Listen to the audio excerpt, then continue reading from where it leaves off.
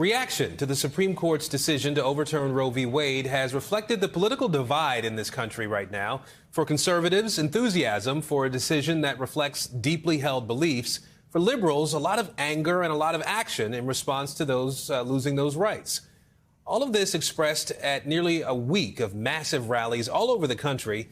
And in this digital age, Gen Z is protesting in its own way on social media.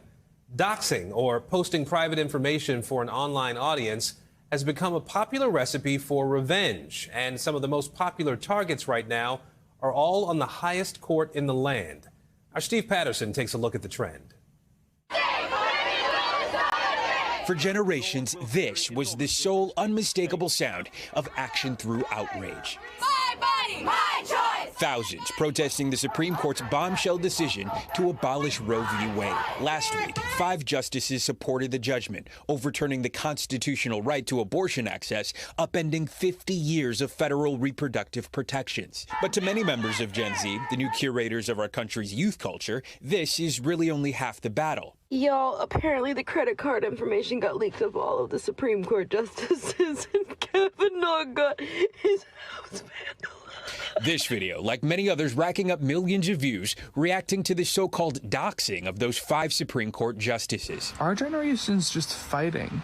We're fighting back. We're not sitting here and taking it. Doxing is when someone finds another individual's personal or private information and goes public with it, often on platforms like Instagram and TikTok. Take me inside the mind of Gen Z. The feeling of frustration, of anger, of feeling like there's not much that they can do to change what has happened in terms of the decision with Roe. This puts the power in a tiny way back in their own hands, whether, you believe it's ethical or not. In a small way, they feel like they have a little bit of control. NBC News found several videos like this one on TikTok, alleging to reveal home addresses, IP addresses, and credit card information before they were removed by the platform.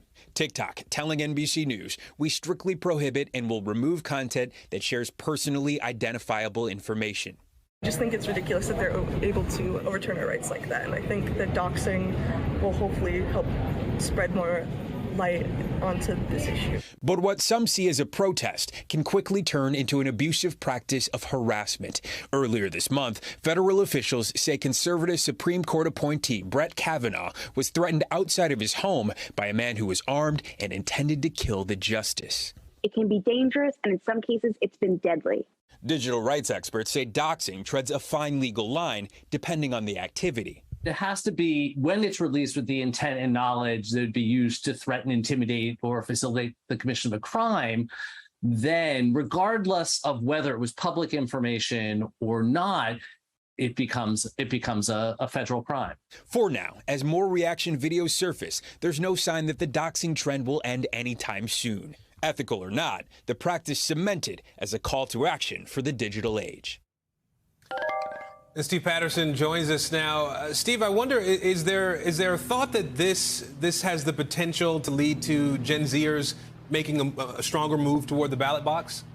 Yeah, Aaron, we reached out. We got some great intel from our NBC politics colleagues showing that between Gen Z and young millennials, by far, no other group that was polled feels more strongly that abortions should be legal. Our intern, Alexis, she's standing right there, spent a lot of time interviewing members of her own generation for the story. She says it was kind of a mixed bag, with some believing all the doxing is raising awareness that will lead to political action, while others say they feel there's even more ambivalence following this decision, and that simply won't be cured by the latest viral trend.